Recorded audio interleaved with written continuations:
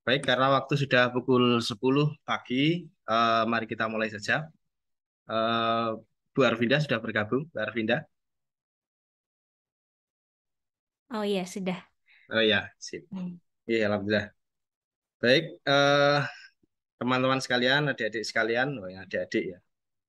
Anak-anak sekalian, alhamdulillah ini Bu Arvinda atau Mbak Arvinda sudah bergabung di Zoom untuk yang kesempatan yang pertama pada hari ini. Eh, ini insya Allah nanti ada 3 sesi di tiap hari Sabtu. Nanti akan ada Zoom yang akan membahas atau nopo nggih, ya istilahnya bercerita, alumni yang bercerita ataupun nanti ada juga materi-materi dari alumni-alumni yang sudah istilahnya profesional di bidang IT. Karena kalau kalau saya kan cuma isone sidik-sidik. Nah, kalau yang profesional kan nanti lebih lebih bisa menjelaskan dengan lebih detail. Selain itu juga nanti bisa memberikan pengalaman yang lebih. Baik, mungkin teman-teman bisa mengontak yang belum bergabung. Di sini baru berapa? Baru 26. Seharusnya ada lumayan banyak, sekitar 60-an mungkin. Jadi yang belum bergabung, mohon dikontak. Acara akan segera kita mulai.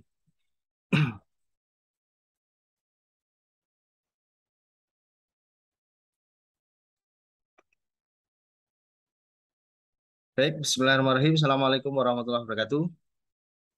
Selamat pagi Waalaikumsalam warahmatullahi semua wabarakatuh.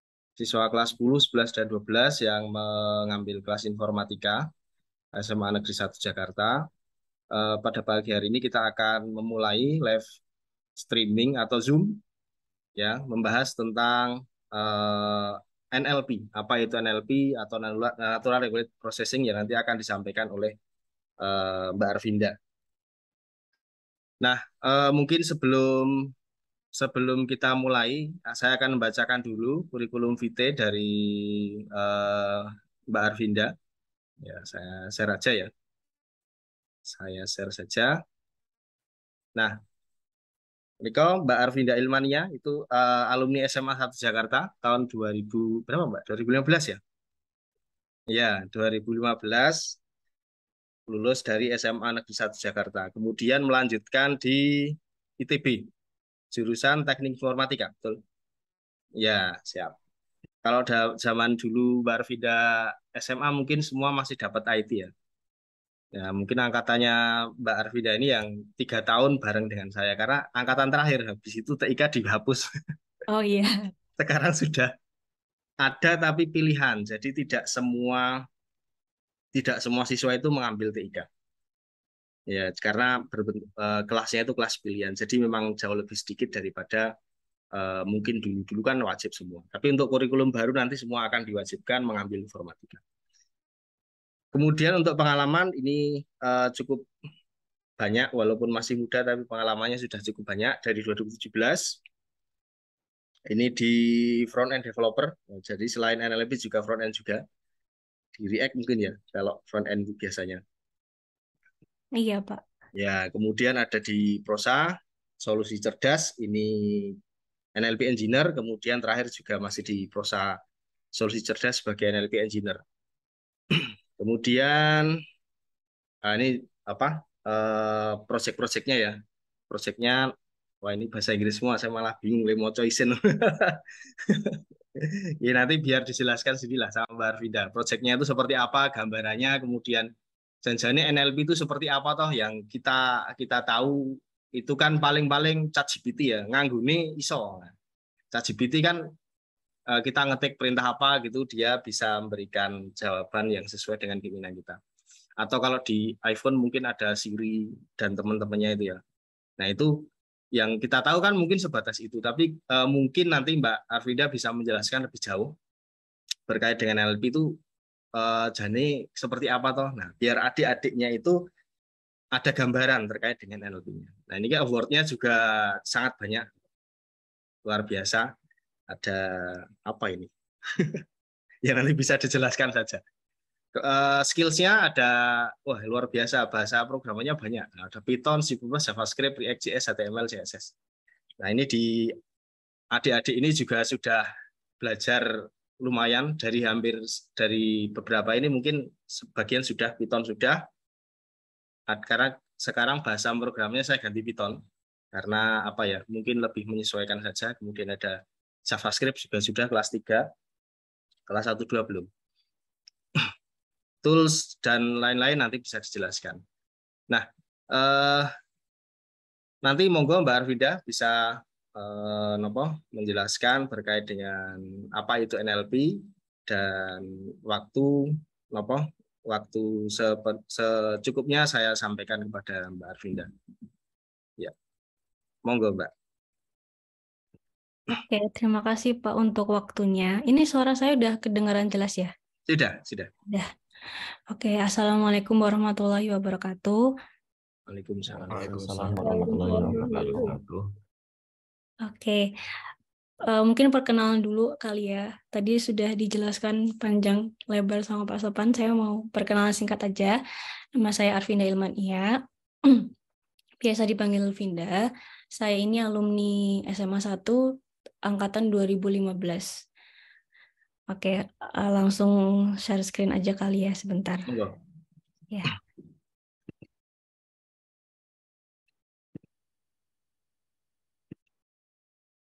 Udah kelihatan ya?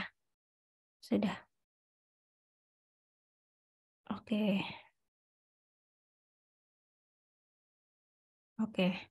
Ini udah kelihatan semua kan ya? Izin jawab sudah, Mbak. Ya, maaf.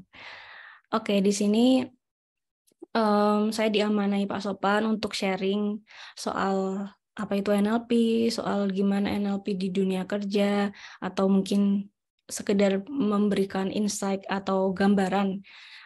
Besok kalau misalnya kita mau mendalami NLP, apa aja sih yang akan kita pelajari, atau kita bisa bekerja di bidang apa saja, begitu. Ini nanti outline yang akan kita bahas secara singkat aja. Nah ini, mungkin kalau ditanya NLP itu apa, mungkin beberapa ada yang masih kurang familiar ya sama istilah NLP. Tapi kalau misal ditanya AI, kayaknya udah banyak di mana-mana digunakan istilah artificial intelligence itu atau kecerdasan buatan. Bahkan kayak film atau series itu kan udah sering mengangkat tema AI gitu kan. Cuman kalau ditanya NLP atau natural language processing mungkin ya kurang familiar aja, atau mungkin cuma sekedar sering dengar tapi kurang ngerti itu apa sih dan bedanya apa sama AI itu sendiri. Nanti akan kita bahas juga bedanya. Nah, ini contoh-contoh mungkin yang sering seliuran di dunia maya atau yang sering kita pakai juga. Tadi udah disebutkan sama Pak Sopan juga, ada ChatGPT ya yang lagi tren. Terus ada juga Siri atau Alexa yang mungkin beberapa udah pada pakai. Ada Google Translate yang kayaknya udah sering banget pada pakai ya untuk mentranslate suatu bahasa ke bahasa lain. Ada juga face recognition,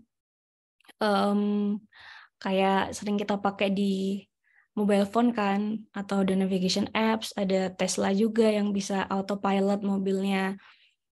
Pokoknya ada banyak banget. Nah, cuman dari semua contoh yang di layar ini, ternyata nggak semuanya pakai NLP.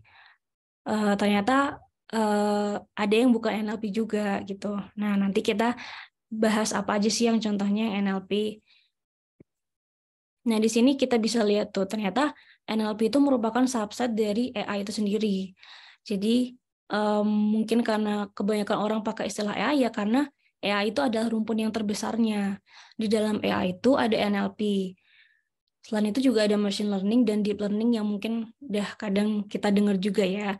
Nah, si machine learning, deep learning ini itu adalah metode yang digunakan di dalam AI maupun NLP.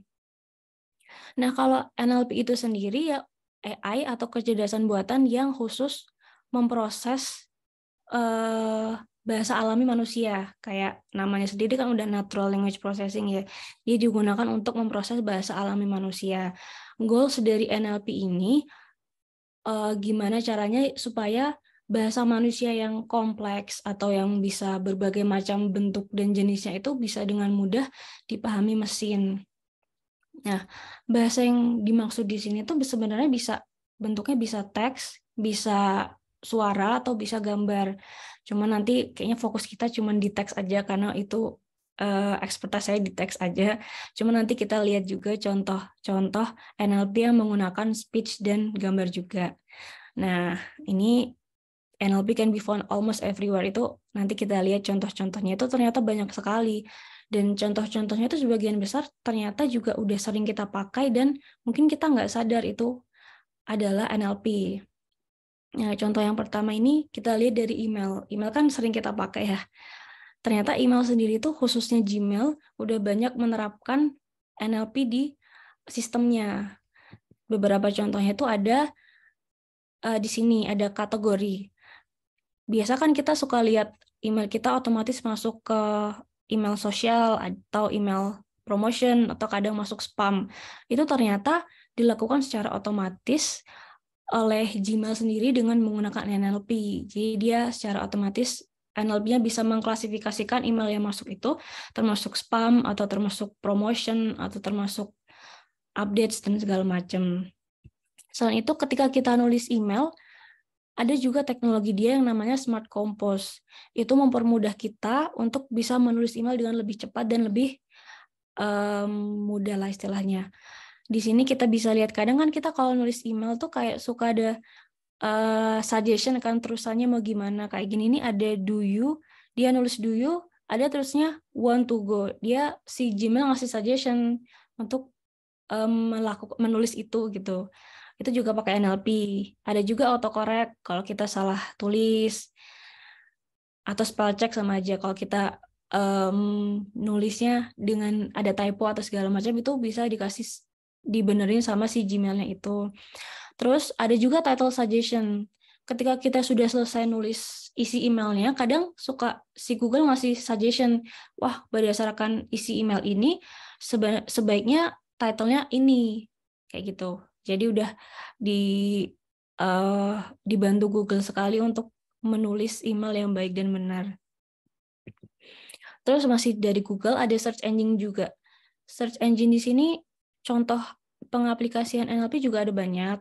Ini ketika kita kayak nulis keyword di search bar-nya kan kita biasa ada banyak ini kan, banyak opsi lain mau cari dengan keyword apa gitu. Sebenarnya itu nggak cuma asal ngasih opsi aja atau nggak cuma asal berdasarkan yang paling banyak dicari.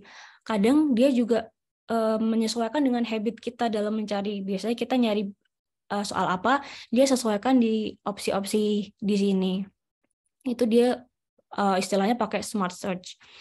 Ada juga di sini kadang kalau misalnya kita kayak typo font harusnya for, dia kasih yang benar tuh gimana gitu. Ada juga ini kadang ketika kita cari suatu information di Google kan, dia suka kasih highlight info-info yang penting. Itu istilahnya information extraction. Dia juga mempermudah kita gimana caranya biar kita bisa mendapatkan informasi yang kita mau dengan lebih cepat. Itu contoh-contoh kecilnya dari Google.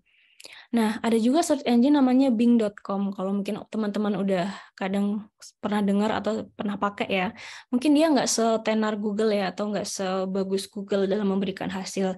Cuma dia mulai mengubah search engine-nya untuk bergerak ke arah lebih natural bahasanya. Jadi kayak nggak cuma asal kita masukin keyword, kemudian keluar hasilnya, tapi kita kayak ngobrol aja sama orang yang lebih tahu gitu. Kita tanya tentang apa itu NLP, dia jawab dengan bahasa yang lebih natural. Oh, ini aku kasih tahu NLP itu ini gitu. Itu masih tahap awal ya si Bing ini. Kita lihat besok ke depannya bakal jadi kayak gimana. Nih contoh nih kalau misal kita kasih pertanyaan ke Bing dalam bentuk kayak gini, kayak bantu aku dong bikin trip buat anniversary, atau apa ya ide yang bagus untuk bikin seni untuk dengan anak-anak kita gitu. Dia bisa jawab dengan lebih bahasa dengan natural gitu. Itu dari search engine. Ada juga voice assistant tadi udah dibahas ya. Ada macam-macam. Ada Siri dari Apple, ada Alexa-nya Amazon, ada Google Assistant. Ini salah satu contoh penerapan NLP di mana dia nggak hanya memproses teks, tapi juga suara gitu. Jadi inputnya kan kita ngomong ya, jadi itu suara kita nanti dia transkrip ke dalam teks, kemudian baru diproses, kemudian dari teks itu dirubah lagi ke suara. Jadi intinya dari suara ke teks dulu diproses, baru diubah lagi ke suara. Itu basic knowledge-nya kalau soal NLP yang dengan menggunakan suara ya. Ini contoh-contohnya aja, kita lihat secara singkat aja. Habis itu ada lagi machine translation. Ini juga machine translation ini bahkan adalah salah satu contoh penerapan NLP yang paling tua atau udah ada sejak dulu gitu. Nah, tapi mungkin kalau sekarang kayaknya Google yang cukup ini ya paling advance di antara machine translation lain. Udah cukup sangat canggih ya untuk merubah dari satu bahasa ke bahasa lain, dan hasilnya pun cukup akurat menurut saya, cukup kayak make sense gitu. Nah, selain machine translation, sebenarnya di Google Translate ini juga ada penerapan NLP lain, kayak nih ada speech to text, ada text to speech. Jadi kita bisa kayak menginputnya tuh nggak cuma dalam teks, tapi kita bisa ngomong, kemudian sama si Google ditranskrip jadi bentuk teks gitu kan. Mungkin ada yang pernah pakai juga ya. Ada juga text to speech. Itu fungsinya kita kalau misal pengen tahu ini gimana sih cara mengeja yang benar, cara melafalkan yang benar gimana di bahasa ini, itu juga bisa digunakan. Atau ada satu lagi yang mungkin jarang yang tahu ya, kayak kayak ini image to text. Jadi kita bisa nulis dengan touchscreen atau pakai stylus pen gitu. Terus sama si Google-nya nanti diubah juga ke teks. Ini contoh yang kalau misal NLP-nya pakai image juga. Itu beberapa contoh NLP yang bisa pakai suara, teks, dan image dalam satu tempat yang sama, satu pengaplikasian yang sama. Nah, ini kalau di bisnis, NLP di bisnis itu udah digunakan, kayaknya udah banyak sekali diaplikasikan di bisnis-bisnis zaman sekarang ya. Salah satu yang paling ngetren tuh sentiment analysis. Sentiment analysis ini gunanya apa? Gunanya untuk membantu para pemilik usaha untuk tahu sentimen para usernya atau customernya itu apa terhadap produk mereka. Tentunya dengan cara yang lebih otomatis ya, maksudnya kita nggak perlu baca satu-satu, tapi si NLP sentiment analysis ini bisa bantu kita buat memberikan hasil analisis yang lebih otomatis gitu. Contohnya, misal kita punya perusahaan nih ceritanya, ini salah satu customer review kita. Dari sini si NLP bisa langsung mengambil analisis nih, kalau misal si customer ini dia puas dengan hasil dengan platform kita. Misal kita punya punya bisnis online shop, terus kita punya platform sendiri.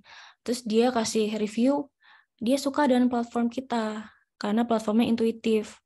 Nah, otomatis si NLP langsung ngambil, oh di usability berarti customer-nya suka nih sama platform, sama usability kita.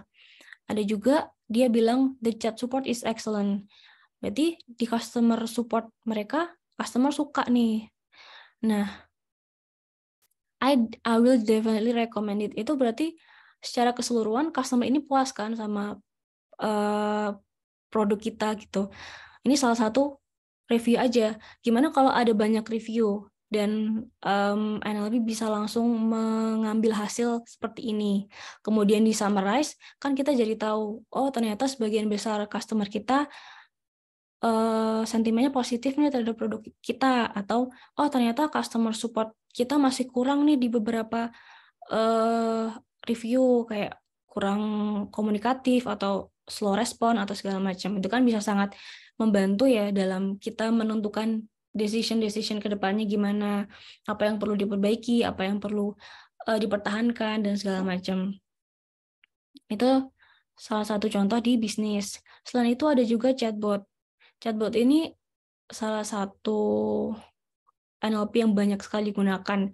Bahkan ada yang memprediksi di tahun 2024-2025 itu 80% customer support itu bisa digantikan dengan chatbot NLP itu sendiri.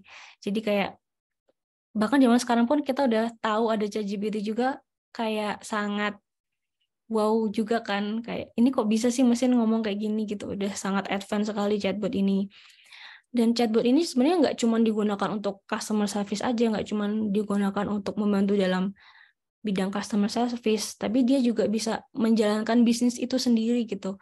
Jadi contoh misal kita punya usaha jual pulsa, kita bisa pakai chatbot untuk menjual pulsa kita. Jadi kayak kita tinggal duduk-duduk, si chatbot ini yang jualin pulsa kita. Itu juga bisa. Nah, selain itu chatbot juga bisa digunakan untuk membantu HR untuk merekrut karyawannya dengan memberikan pertanyaan dan segala macam. Pokoknya banyak sekali sih manfaatnya di bidang bisnis ini. Ini sedikit dari contoh-contoh yang bisa saya tampilkan aja. Nah, ini di computer science nih.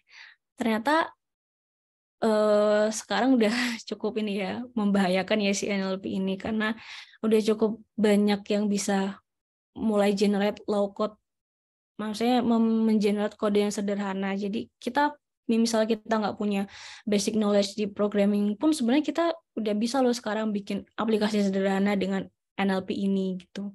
Salah satu contohnya ini ada GitHub Copilot. Jadi si GitHub Copilot ini fungsinya sebagai asisten programmer kita. Misal kita mau bikin aplikasi A, dia bisa bikinin. Atau misal kita nggak paham dengan kode ini, kita tanya ke dia, dia bisa jelasin, oh kode ini tuh gini, gini, gini. Atau misal kode kita ada yang salah, dia bisa membantu menguji kode kita gimana yang benar atau di mana yang salah gitu. Ini salah satu contohnya. Sebenarnya ada banyak sih, cuma kayaknya ini yang paling terkenal sejauh ini. Terus habis itu ada di bidang desain.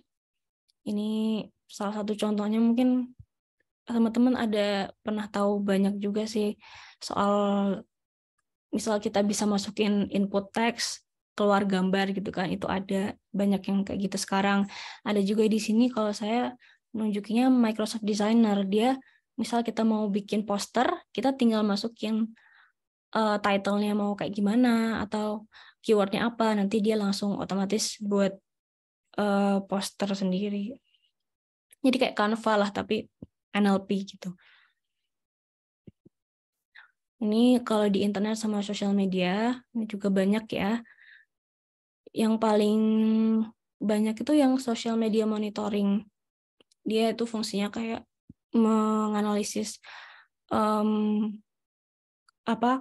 para usernya, misal user Instagram berdasarkan apa yang mereka post atau apa yang mereka lihat. Jadi kadang kalau kita scroll timeline Instagram itu suka kayak, loh ini kan aku suka ini, aku lagi ngomongin ini, kok tiba-tiba muncul. Yaitu di social media monitoring yang bekerja. Ada juga summarization dan generation artikel. Banyak juga sekarang artikel yang sebenarnya dibikin bukan sama manusia, tapi udah langsung generate pakai NLP gitu. Jadi artikel-artikelnya buatan robot sekarang tuh kebanyakan. Ada juga plagiarism detection, itu mendeteksi adanya plagiat ya. Di Google salah satunya juga pakai, misal artikel kita ketahuan memplagiat artikel orang lain, biasanya kita dikasih ranking yang rendah di Google, jadi nggak ditampilkan di hasil pencariannya. Itu salah satu penerapannya. Ada juga nudity detection untuk mendeteksi adanya konten pornografi ya, yang udah banyak juga diterapkan di berbagai platform. Ada juga deteksi hoax atau fake news atau ya artikel-artikel yang nggak sesuai fakta gitu. Terus ada juga cyberbullying and hate speech. Itu juga kadang kalau kita lihat di beberapa kolom komentar ada yang mengandung hate speech atau cyberbullying, kadang suka otomatis dinonaktifkan sama sistem atau dihapus sama sistem gitu kan. Ini salah satu dari beberapa contohnya. Nah, ini yang mungkin jarang kita dengar ya. Sebenarnya NLP juga ada loh fungsinya untuk orang-orang dengan disabilitas. Salah satu contohnya ada aplikasi namanya Livox. Aplikasi ini dibikin sebenarnya oleh seorang ayah ya untuk anaknya yang tidak bisa melakukan kegiatan verbal dengan baik. Jadi dia bikin aplikasi. Sebenarnya aku juga belum begitu baca ini gimana cara kerjanya. Cuman intinya ini memudahkan orang-orang untuk bisa berkomunikasi dengan bantuan NLP. Ada juga sign all, kalau ini lebih ke untuk teman tuli kita yang biasanya komunikasi pakai sign language kan, bisa di-convert pakai teks, bisa di-convert ke teks, jadi kitanya lebih paham, oh ini maksudnya dia mau ngomong ini, jadi kita bisa memberikan pelayanan yang lebih sesuai yang dibutuhkan oleh teman-teman kita yang membutuhkan itu. Nah, sebenarnya masih banyak sekali contohnya ya, nggak mungkin ditampilkan di sini semua. Karena kita udah lihat contoh-contohnya, mungkin sekarang kita coba lihat cara kerjanya dulu. Karena tadi mungkin udah dapat bayangan lah ya, NLP itu apa aja, NLP itu gimana aja, dan pengaplikasiannya gimana aja. Mungkin kita sekarang cari tahu cara kerjanya gimana. Oke, ini yang perlu di notes itu adalah mesin itu, cara kerja mesin belajar itu seperti kita belajar juga. Intinya sama kayak kita belajar. Kalau misal ketika mau ujian, kita kan pasti belajar dari materi di buku kan. Mesin juga gitu, mesin juga belajar dari data, istilahnya data training. Mesin juga belajar dari data training. Dari situ dia belajar. Kemudian kayak kita ujian, dia juga punya data testing. Dia juga diuji dengan data testing. Ya, intinya dia belajar dulu biar bisa mencapai goals kayak tadi yang contoh-contoh yang disebutkan tadi. Makanya di sini saya bilang a good dataset itu contohnya kayak materi pelajaran kita itu adalah kunci penting dari NLP. Makanya kalau materinya bagus,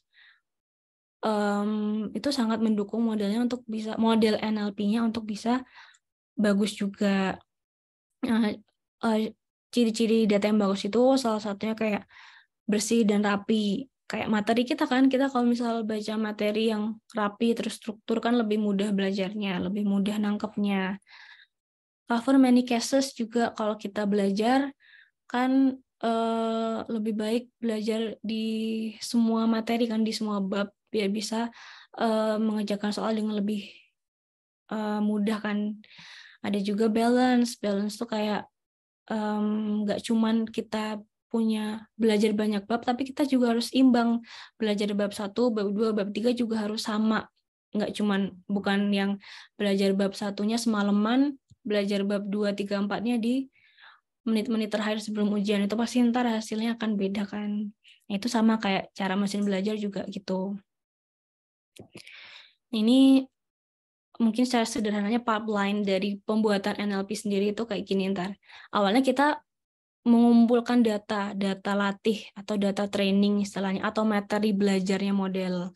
Kita kumpulin, misal contohnya kita mau bikin model NLP dari review produk kita.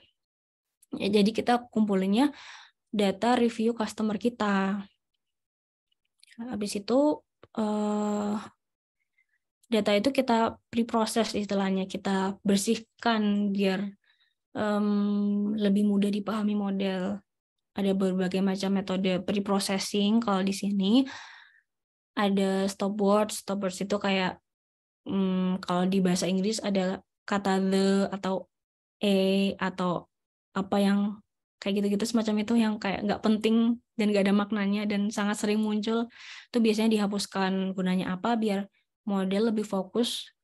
Di sini, sorry aku lupa bilang, model di sini aku pakai istilahnya kayak mesin atau NLP itu sendiri, istilahnya model NLP gitu aku pakainya. Mungkin ada macam-macam istilahnya kayak mesin atau komputer atau classifier. Di sini aku pakai istilah model NLP. Nah, tadi kan kita udah pre-proses tuh datanya, benerin tipe, lematisasi. Lematisasi itu kayak dipotong-potong. Misal ada kata dibaca, dipotong jadi di dan baca, gitu-gitu. Ini banyak sih, mungkin kalau aku jelasin jadi nanti topiknya terlalu luas takutnya. Habis itu, nah ini yang penting. Data-data tadi itu harus diubah dulu menjadi angka. Kenapa? Ya kayak komputer aja. Komputer itu kan sebenarnya memproses semuanya diubah ke angka dulu kan. Kayak kita kalau ngetik huruf A, sama komputer pasti diubah ke angka, kayak ke bentuk ASCII-nya, angka 65 gitu dan semacamnya. Model di sini dia juga gitu. Dia juga harus bisa dia cuma bisa mengoperasikan dalam bentuk angka juga. Makanya sebelum dimasukkan ke model, kita ubah data-data tadi yang udah kita bersihkan ke bentuk angka. Gimana cara mengubah ke bentuk angka itu juga banyak metodenya. Nah, ketika udah dirubah ke angka itu kita sebut feature, istilahnya feature atau fitur.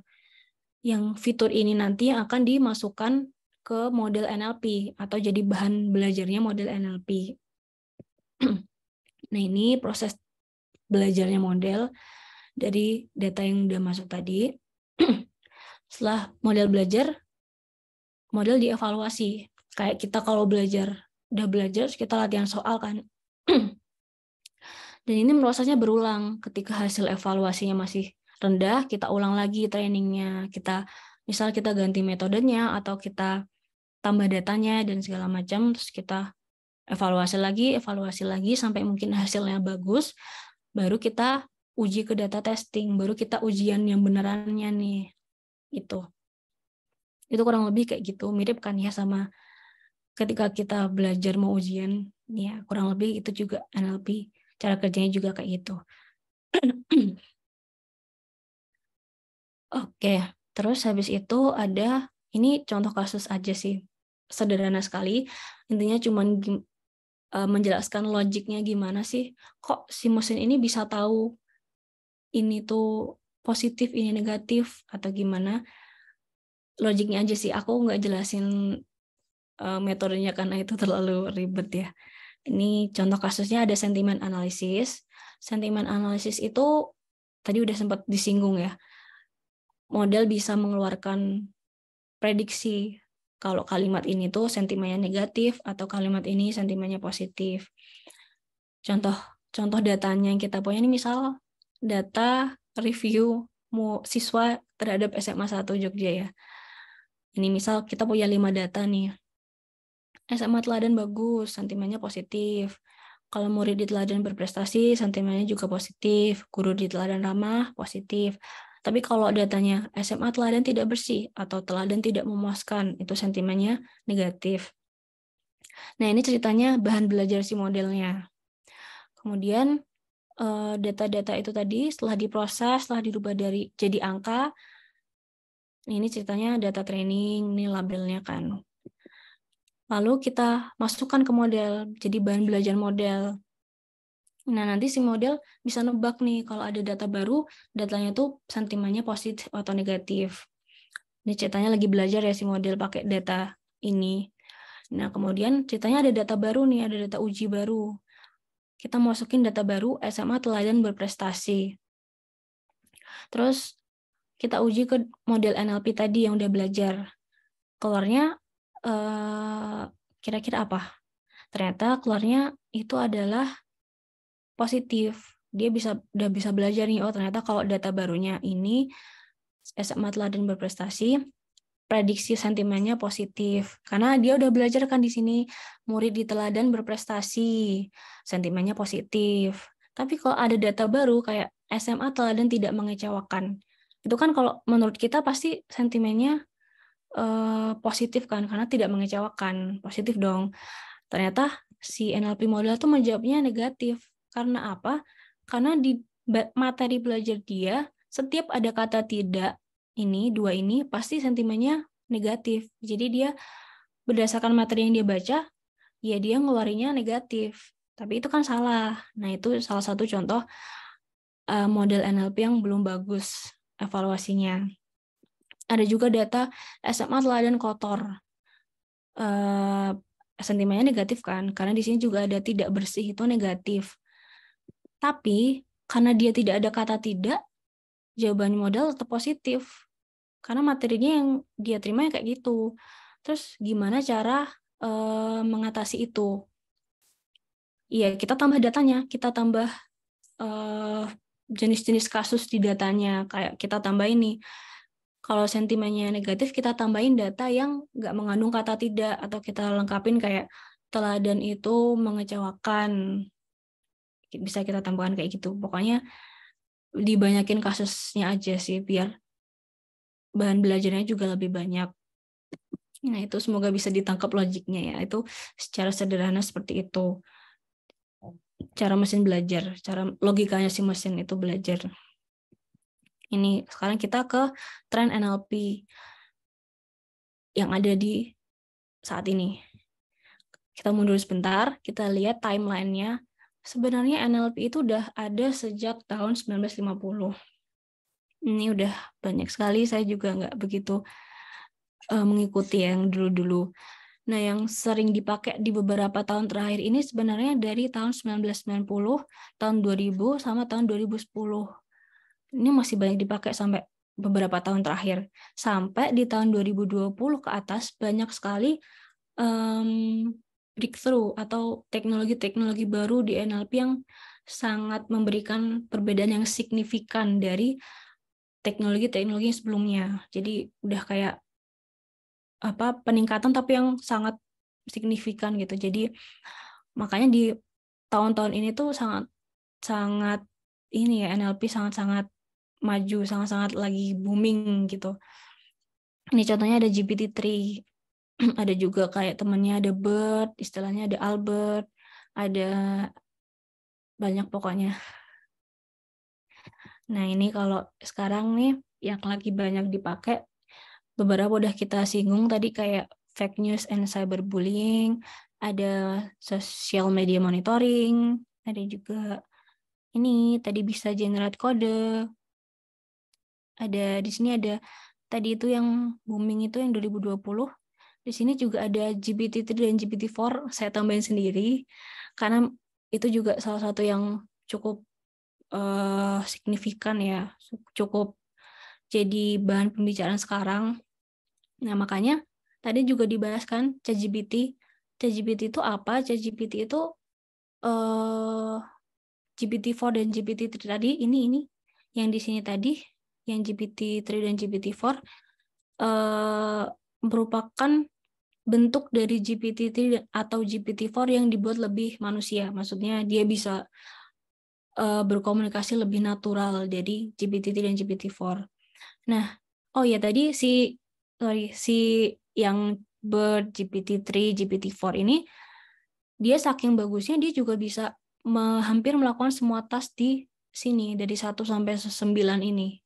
Dia dan memberikan hasil yang bagus juga. Jadi kayak cukup mencengangkan para researcher NLP pada saat itu. Kalau ChatGPT, karena dia udah bisa melakukan task tadi, ditambah bisa berkomunikasi seperti manusia, jadinya dia bisa dimanfaatkan di banyak kasus.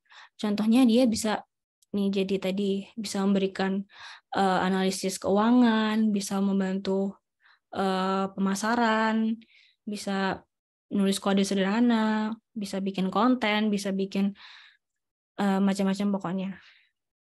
Jadi ini udah salah satu awal mula banyak sekali kegiatan-kegiatan yang dulunya cuma bisa dilakukan manusia dan maksudnya susah untuk dilakukan mesin, sekarang udah sangat-sangat possible mesin melakukan itu dan hasilnya pun juga bagus, hasilnya pun juga sangat seperti kita ngobrol dengan manusia gitu. Ini aku mau juga cerita sedikit soal pengalaman bekerja sebagai NLP researcher. Yang perlu di-note adalah researcher itu beda sama programmer.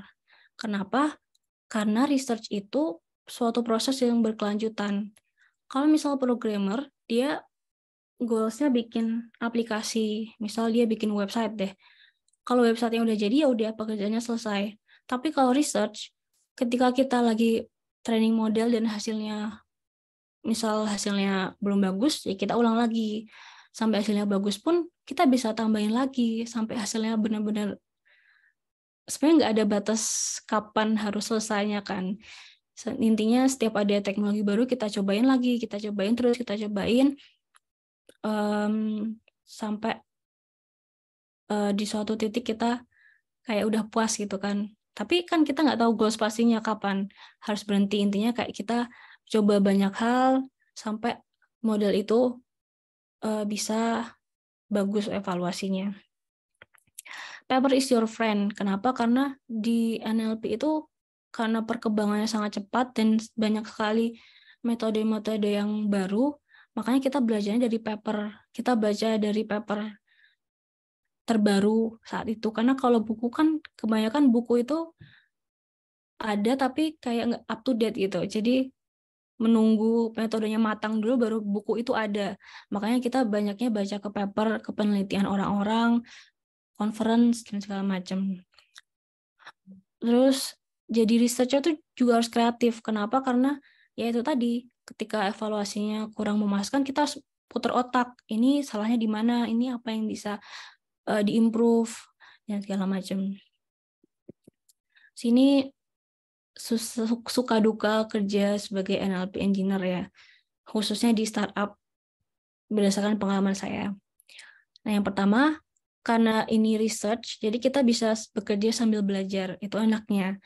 Apalagi dulu saya sempat part-time kan, jadi sekalian kerja, sekalian belajar. Habis itu bisa memanfaatkan resource kantor untuk eksplorasi. Kenapa? Soalnya NLP itu, apalagi yang zaman sekarang, itu sangat butuh resource yang besar. Bahkan laptop kita tuh sebenarnya nggak cukup untuk melakukan training. Bisa sih sebenarnya, cuman terbatas kan. Kalau kita mau memaksimalkan potensial dari NLP itu, kita harus menggunakan resource yang besar. Nah, biasanya sih startup atau kantor ini menyediakan dan bisa kita manfaatkan juga untuk eksplorasi. Tersedia banyak tools yang memudahkan dalam pembuatan model. Ini juga membantu sekali sih, karena jujur kalau saya pun kalau ditanya, ini metode ini tolong jelasin dong rumus-rumusnya, saya juga nggak hafal, jadi kayak harus belajar dulu. Nah, tapi karena udah banyak tools, yang penting kita kayak tahu tools ini tuh gunanya buat ini, atau kalau pakai ini nanti begini, itu udah bisa membuat suatu model dengan bagus, dengan tahu tools-tools dan bisa memanfaatkannya dengan benar. Nih, bisa menambah wawasan di bidang keilmuan lain. Contohnya linguistik. Kan karena NLP itu memproses bahasa alami ya, jadi tentunya kita harus tahu ilmunya kan dari bahasa alami itu. Jadi kita bisa sekalian belajar nih dari linguistik bahasa kita tuh gimana. Ada juga belajar manajemen. Kenapa? Karena membuat model NLP itu semua serba manajemen. Manajemen waktu, manajemen resource. Karena kalau nggak di-manage bisa jadi model yang kita buat atau workload kita tuh nggak bisa terselesaikan dengan baik. Bisa menghasilkan karya berupa paper. Ini tadi juga yang aku bilang, selain kita baca-baca paper, kita juga bisa nulis paper sendiri berdasarkan pekerjaan kita. Nah, enaknya kerja di startup, biasanya startup akan mendanai ketika kita mau submit paper ke conference. Nah, salah satu yang paling satisfying jadi NLP researcher, jadi researcher itu adalah kita bisa punya paper sendiri. Kita bisa kayak publish paper, terus paper kita banyak di site orang, itu kalau misal teman-teman besok bisa punya paper juga, pasti rasanya akan sangat puas dengan diri sendiri. Kalau lihat nama kita ada di paper orang lain, itu salah satu achievement di NLP yang mungkin nggak bisa didapat di pekerjaan lain ya. Terus habis itu, ini yang paling penting, tenaga kerjanya masih sedikit, tapi demand-nya meningkat. Artinya apa? Artinya berarti kan salary-nya juga masih tinggi kan untuk NLP, karena demand-nya meningkat nih, tapi tenaga kerjanya dikit. Nah, itu bisa jadi salah satu pertimbangan teman-teman besok kalau mau pilih bidang ini. Nah, kalau dukanya ini, ya sulit lah kalau misal mau, tadi yang aku bilang data itu penting, tapi sulit juga bikin data yang bagus secara kualitas dan kuantitas. Karena kadang data yang banyak pun, kalau data yang nggak bagus, model juga nggak paham ini apa sih, ini datanya banyak banget, apa sih maksudnya. Model menangkap pola atau keterhubungan antar kata di data itu tuh susah karena kalau datanya jelek. Nah, data yang bagus itu makanya sangat sulit di-achieve, apalagi kalau misal resource-nya sedikit. Misalnya kayak orang-orang yang mencari data atau mengumpulkan data itu sedikit dan pengetahuannya kurang, tuh sangat sulit untuk mendapatkan data yang bagus. nggak semua kasus bisa diselesaikan dengan baik oleh NLP. Jadi ini ada beberapa kasus juga selama kerja, banyak klien yang nggak paham nih, banyak klien yang belum paham tentang NLP, terus dia minta bikinin aplikasi ini dong, tapi pakai NLP. Padahal sebenarnya itu nggak butuh NLP gitu loh. Jadi banyak sekali kasus-kasus di mana kayak ada miskom sama klien. Itu dukanya di situ. Ini juga ada gap yang sangat tinggi antara perusahaan besar dan kecil. Kenapa gapnya tinggi? Karena ya kalau perusahaan besar pasti dia punya duit besar, punya resource besar, bisa punya data yang besar, terus dia bisa bikin model yang lebih bagus juga. Contohnya kayak tadi ChatGPT.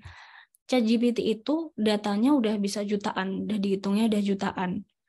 Sedangkan kalau model-model NLP biasanya yang di Indonesia itu mungkin datanya ribuan atau belasan ribu lah, atau ratusan ribu itu udah paling banyak. Tapi si ChatGPT ini bisa jutaan bahkan miliaran. Jadi kayak sangat beda jauh kan data yang dia punya. Dan tentu hasilnya juga akan sangat beda jauh nantinya di modelnya. Nah, makanya karena di Indonesia masih minim dari segi resource dan segala macam, mungkin kedepannya jadi kesempatan nih buat teman-teman besok kalau misal mau terjun di bidang NLP, karena lagi awal mula nih di Indonesia. Siapa tahu kedepannya bisa berkembang lebih ya untuk bidang NLP ini. Oke. Ini sedikit aja sih tambahan. Kalau misal ada yang udah penasaran mau nyoba, ini ada beberapa yang bisa dicoba. Ada beberapa tools yang bisa membantu kayak Keras. Ini tuh framework. Jadi kita kayak kalau misal mau bikin model NLP tinggal panggil-panggil aja fungsinya. Atau ada juga Pandas. Pandas tuh library juga untuk bantu kita mengolah data-data tadi.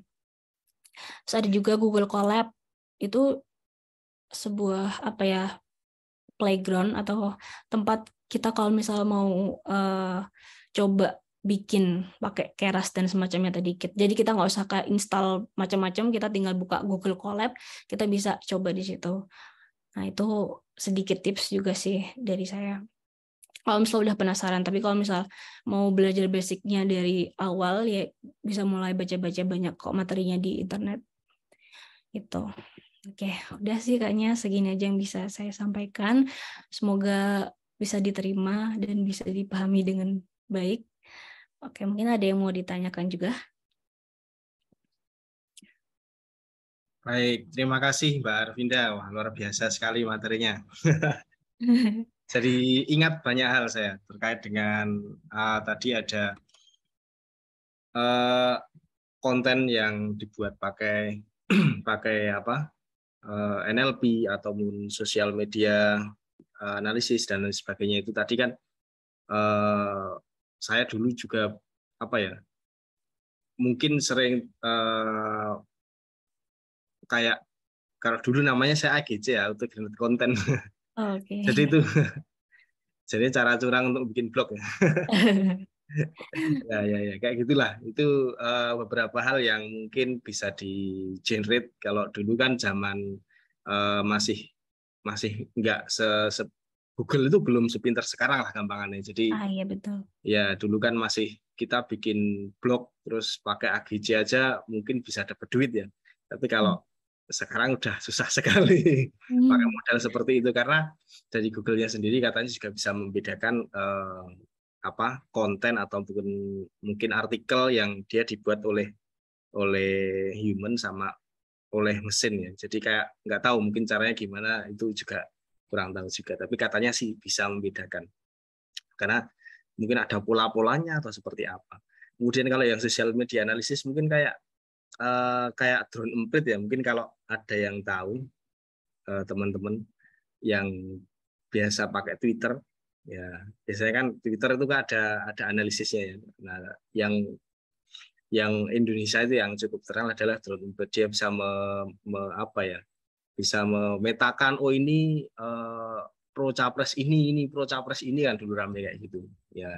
Itu mungkin salah satu yang penerapan dari NLP-nya itu sendiri.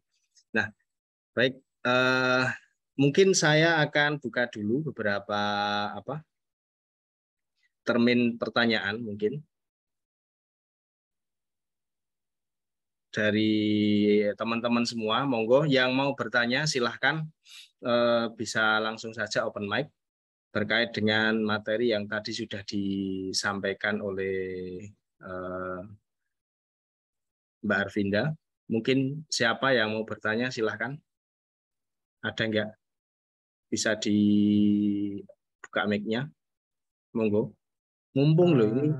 Izin bertanya, Pak. Iya, Mas Musa Gani, ini kelas 12. Iya. Ya.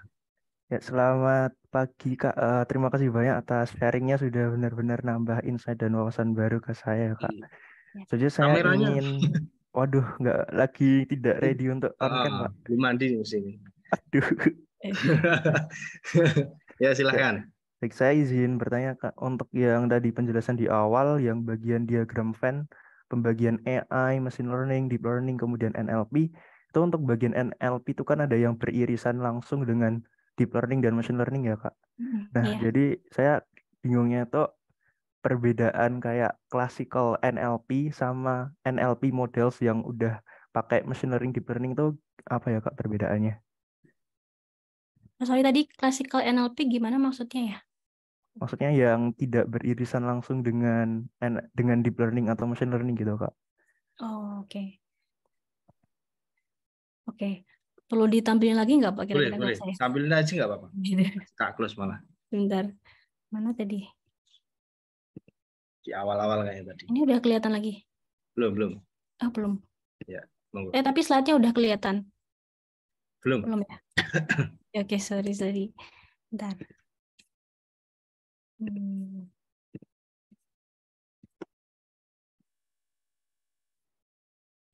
Ini ya?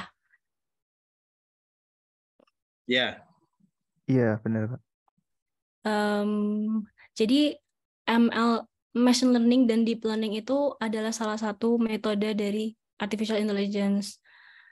Jadi kalau NLP ini adalah suatu jenis task atau apa ya istilahnya, suatu field of study gitu, yang pakai metode machine learning dan deep learning itu. Nah, selain machine learning dan deep learning, itu sebenarnya banyak sekali metode di AI juga, kayak rule based. Rule based itu kayak yang paling dasarnya aja, kayak kita ngoding lah. Kalau ada ini berarti ini, kalau if ini berarti ini, itu dia juga bisa pakai itu NLP. Maksudnya di sini adalah yang di luar ini berarti dia nggak pakai machine learning dan deep learning, tapi pakai metode lain di AI yang banyak sekali juga. Kalau disebutkan ada rule based, ada unsupervised learning, ada transfer learning, banyak sekali pokoknya. Intinya cuman kayak metode yang dipakainya aja sih. Di luar ML deep learning itu juga banyak sebenarnya gitu. Itu udah cukup menjawab belum? Oke, baik, Kak. Terima kasih banyak sudah menjawab. Ya. Sama izin bertanya lagi boleh, Kak? Izin bertanya untuk apa ya, how to basicnya kayak pemula ingin belajar NLP itu algoritma apa aja yang diperlukan gitu. Kemudian untuk tadi kan kalau misalkan untuk membuat model NLP diperlukan dataset yang bagus. Kemudian kayak teknik-teknik data pre-processing yang common digunakan itu apa aja ya, Kak? Buat dipelajari how to basic untuk pemula gitu. Terima kasih, Kak. Oke. Sebentar. Kalau aku tunjukin ini dulu ya, slide-nya. Sorry, ini. Kalau misal mau coba memulai itu, kalau saran saya sih pakai frameworks dulu. Tadi udah sempat disebutkan namanya Keras. Dulu saya juga awalnya belajar dari situ. Nah, di situ sebenarnya udah banyak metode machine learning dan deep learning yang bisa kita langsung pakai. Jadi kita langsung panggil fungsinya, terus kita masukin datanya, terus kita lakukan training, udah gitu doang. Ya nggak cuma gitu doang sih, maksudnya kayak nggak perlu tahu isinya, metodenya itu gimana, kita langsung panggil fungsinya itu udah bisa berjalan programnya. Nah, kalau untuk, kan tadi basic-basic ini ya dari pre-processing sama metodenya. Kalau untuk pre-processing itu yang paling sering dilakukan itu ya membersihkan stop words tadi kan, kata-kata yang nggak bermakna atau yang nggak kurang penting dalam proses analisis kan, dibersihkan, kemudian benerin typo itu biasanya dibenerinnya bisa pakai model NLP sendiri, itu bikin lagi nanti. Ada juga yang paling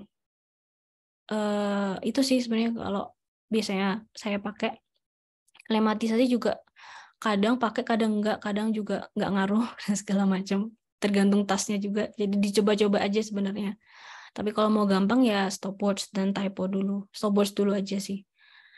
Terus kalau model yang biasa digunakan, kalau dulu saya awal-awal belajar itu pakainya yang konvensional, kayak kalau mau coba cari ada support vector machine, ada naive Bayes, ada random forest classifier, itu paling basicnya. Atau yang mau lebih advance lagi, dan kayaknya paling banyak digunakan juga di NLP sekarang, itu ada LSTM sama CNN, itu salah satu contoh deep learning ya. Kalau yang support vector machine sama random forest classifier, itu salah satu contoh machine learning. Itu sih.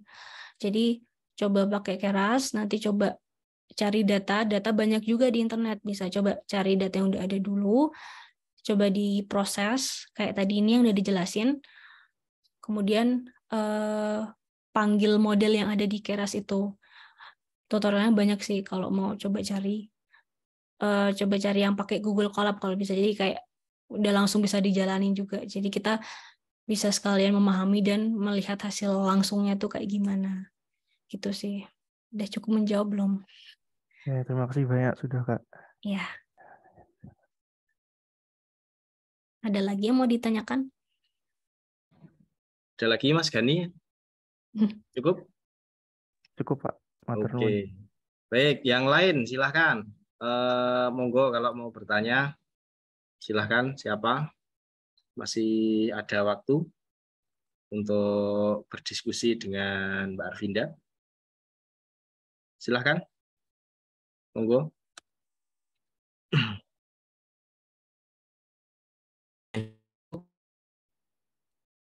Halo? Siapa? Mas, sorry. Di open mic aja.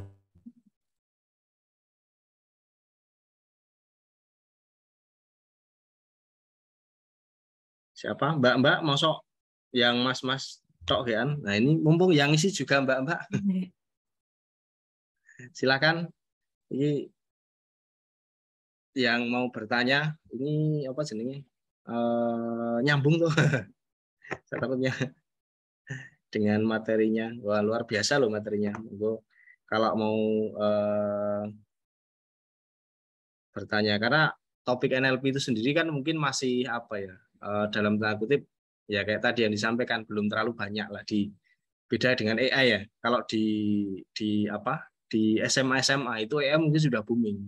Jadi kayak bikin sekarang lah ada beberapa teman-teman dari Sagasitas yang kemarin ke Singapura, dan besok ada acara di SMA 1 juga. Sagasitas itu juga bikin AI, jadi untuk mendeteksi sebuah image gambar ya batik, ya ini batiknya itu model apa. Jadi di alat itu sudah bisa kayak diberi pengetahuan.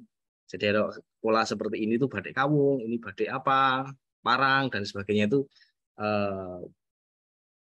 di teman-teman di SMA itu mungkin beberapa sih, nggak semua, itu sudah memulai lah. Cuman kalau NLP sendiri kan mungkin masih apa ya, segmentasinya kecil-kecil gitu. belum banyak lah. Nah, ini saya makanya saya coba apa ya, membuka insight buat anak-anak, adik-adik yang ada di SMA 1 yang kebetulan ngambil kelas informatika. Nah, mumpung ada yang mendalami NLP, bisa bercerita banyak lah terkait dengan NLP. NLP itu seperti apa? Siapa tahu nanti ada apa keinginan ya, karena tadi sudah disampaikan oleh Mbak Arvinda kalau demand-nya itu tinggi tapi orangnya belum banyak. Nah, ini salah satu bentuk apa ya, kesempatan lah atau peluang yang bisa diambil mungkin ya untuk menjadi seorang NLP engineer. Nah, walaupun saya juga nggak tahu ya prosesnya nanti untuk jadi NLP Engineer itu belajarnya gimana. Karena saya dulu pernah mencoba mau ikut, tapi bukan NLP sih, tapi kayak deep learning gitu, kelas-kelas online deep learning dari Nvidia kalau nggak salah, itu lewat UGM. Setelah saya masuk materinya, waduh, mantap. Ternyata matematikanya banyak sekali. Ya, itu berkait dengan deep learning tersebut. Nah, deep learning itu kan mungkin bisa membaca ya, oh ini fotonya orangnya sama. Kayak di HP itu kan biasa diterapkan seperti itu. Jadi kalau kita ke galeri HP itu kan muncul, oh fotonya saya misalnya, kalau diklik ya isinya fotonya saya semua, nama saya muncul. Nah, itu salah satu bentuk dari deep learning. Kayak sederhana ya, tapi untuk membuat itu ternyata tidak mudah. Nah, ini ke depan mungkin sangat menantang buat teman-teman yang ngambil TIK atau informatika, karena peluang dari informatika itu memang semakin lama ya semakin besar, karena bisa dalam tanda kutip kayak malah menggantikan manusia ya. Jadi mesinnya itu loh, robotnya, atau mungkin kita bilang aplikasi kali ya, atau apapun itu yang ternyata akan mengurangi jumlah tenaga kerja manusia yang sifatnya basic. Tadi contohnya yang sudah disampaikan Mbak Arvinda kan ada customer service, itu juga bisa hilang, content writer. Jadi dulu itu ada profesi kan namanya content writer, dia memang gawean nulis konten gitu ya. Tapi ke depan ya nggak tahu, karena pakai ChatGPT aja kita bisa buat konten sampai katakanlah 5 paragraf, 10 paragraf hanya nggak lebih dari 5 menit gitu kan. Bisa sangat cepat sekali dengan data yang bisa valid lah, istilahnya kita bisa ambil, walaupun mungkin ya nanti bahasanya kan biasanya masih kayak gitu ya, bisa kita halus-haluskan sedikit. Jadi beberapa hal mungkin bisa kita buat menggunakan NLP.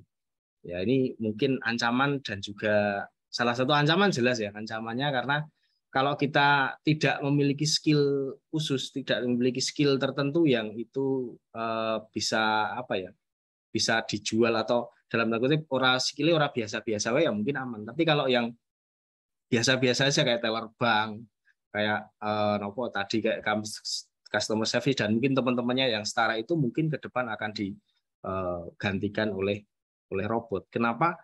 Ya alasannya sederhana saja, karena kan kalau manusia itu kan gajinya per orang ya, per kepala. Jadi kan saya oke wongnya nanti juga biayanya semakin besar. Kemudian kalau manusia itu kan terbatas waktu ya. Ya mungkin kita nyuruh manusia kerja 24 jam 7 hari kan ya hampir jarang yang bisa seperti itu. Monggo, yang lain ada yang mau bertanya selain Mas Gani? Siapa? Mas Harun? Halo? Atau Mas Rio? Ada nggak? Oke Pak, saya izin bertanya. Oh ya, siap. Monggo Mas Rio. Oke, Ini salah satu yang di Sagasitas. Monggo. oke. Ya, Assalamualaikum warahmatullahi wabarakatuh. Waalaikumsalam. Izin perkenalan, nama saya Rio Mediat Rahman, saya dari Teladan Angkatan 65. Saya di sini ingin bertanya dong Mbak, logiknya slicing katanya biar bisa dimengerti oleh mesin tuh kayak gimana sih Mbak contohnya? Soalnya kan besok minggu depan nih insya Allah kita yang ada kegiatan di Sagasitas mau bikin chatbot nih, AI chatbot. Nah itu kira-kira gimana sih Mbak caranya agar mesin itu mengerti dari sebuah kalimat dipotong-potong menjadi misal kata sifat yang apa, itu yang apa. Nah itu kayak gimana Mbak? Maksudnya memotong kata itu gimana biar bisa lebih mudah dipahami gitu. Benar. Oke, coba saya jawab sepemahaman saya ya. Jadi itu nanti masuknya ke data preprocessing kayak tadi yang udah dijelaskan. Nah, salah satu data preprocessing itu juga ada istilahnya lematisasi atau stemming. Dua metode itu sama-sama motong kata. Tapi ada bedanya. Kalau lematisasi itu semoga nggak kebalik ya. Kalau lematisasi itu dia dipotong asal dipotong aja, tapi nggak ngelihat kata dasarnya.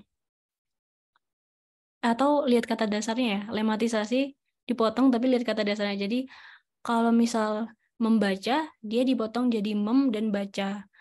Kalau misal menulis, dia dipotong jadi me dan tulis. Tapi kalau stemming, menulis dipotong jadi me dan nulis. Itu dua metode pemotongan. Ada juga namanya tokenisasi. Tokenisasi itu ya dipotong aja setiap ada space. Bisa yang paling sederhana setiap ada white space. Jadi kita bagi-bagi setiap kalimat itu jadi per token bisa. Jadi bentuknya bisa nanti kata-kata, bisa tanda baca, dan segala macam itu namanya tokenisasi. Sebenarnya kalau ditanya mana yang bagus atau metode yang bagus itu harus dicoba sih itu, karena setiap data itu bisa beda hasilnya. Makanya kalau ditanya ini yang bagus yang mana, harus dicoba juga, harus dicoba dulu, nggak bisa kayak langsung ini aja, langsung coba ini, langsung coba itu, enggak. Karena kadang tuh NLP itu bisa seenggak terduga itu. Kadang kita kayak nggak pakai ini kok malah lebih bagus, pakai ini kok malah jadi turun, bisa kayak gitu. Jadi jawabannya dicoba satu-satu sih kalau misal mau mendapatkan hasil yang paling bagus. Karena kan namanya research ya, jadi kita meresearch mana sih metode yang paling bagus untuk model NLP kita, gitu sih. Kurang menjawab ya kayaknya.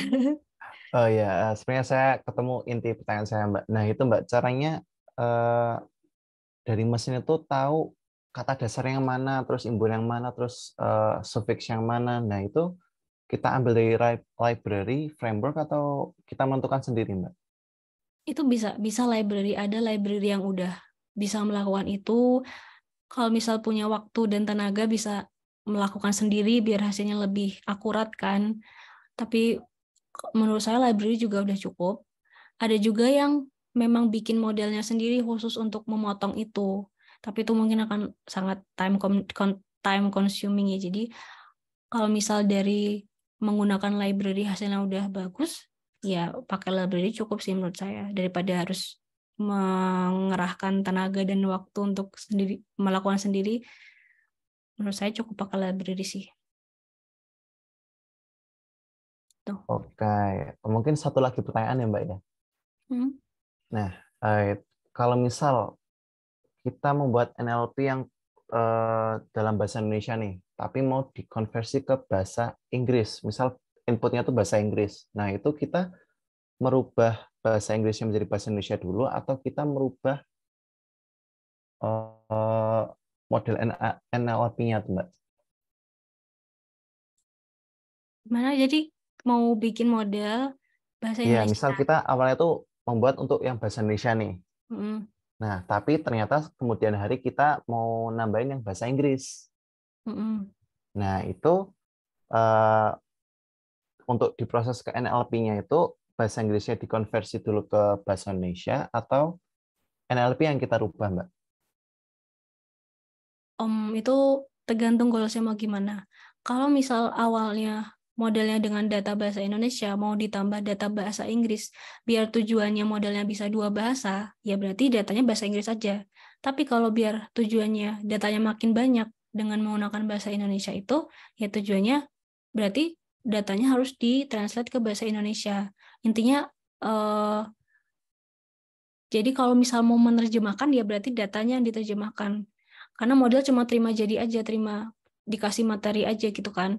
Kalau kamu mau modelnya bisa dua bahasa, kasih bahasa lain. Kalau mau bisa lebih pinter di satu bahasa itu, kasih bahasa yang sama dengan bahasa di data sebelumnya gitu. Baik. Jadi tergantung penggunaannya apa yang begitu, Mbak? Iya, betul. Oke, sudah menjawab. Terima kasih, Mbak. Ya, sama-sama. Baik, nah, terima kasih Mas Rio. Yang lain mungkin ada lagi? Sebelum terakhir mungkin kalau ada. Siapa? Yang kelas 10, tadi kan kelas 12 sudah, kelas 11 sudah. Nah, kelas 10 ada nggak kira-kira? Yang kelas 10 siapa?